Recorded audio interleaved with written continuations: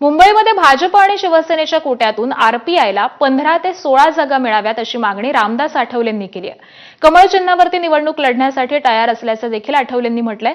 तर महायुतीतील जागा वाटपाच्या चर्चेला बोलावलं नसल्यामुळे आठवलेंनी आपली नाराजीही व्यक्त केली होती. आणि याच पार्श्वभूमीवरती आठवलेंची समजूत काढण्यासाठी दरेकरांनी त्यांची भेट घेतली.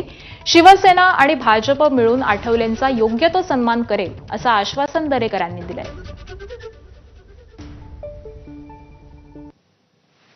आरपीआयला अजिबात जागा न दिल्या तर समाजामध्ये आम्हाला तोंड दाखवणं अशक्य होईल. त्यामुळं काही जागा आम्हाला देणं अत्यंत आवश्यक आहे आणि आमची कमळ चिन्हावर लढण्याची तयारी आहे, पण आम्हाला आरपीआयमध्ये त्या जागा त्या दिल्या पाहिजे अशी आमची भूमिका आहे. आठवले साहेब आणि महायुती एक कुटुंब आहे आणि आठवले साहेब यांचा सन्मान निश्चितच आरपीआयचा महायुती करेल. माननीय मुख्यमंत्र्यांचंही विशेष लक्ष आरपीआयच्या संदर्भात त्या ठिकाणी आहे आणि सन्मानपूर्वक त्यांना त्या ठिकाणी जागा देण्याचा आमचा प्रयत्न राहील. अकोल्यामध्ये महायुतीतील जागांचा तिढा हा सुटत नाहीये. राष्ट्रवादीकडून चर्चेसाठी राज्यमंत्री इंद्रनील नाईक हे उतरल्यानंतर आता शिंदेंच्या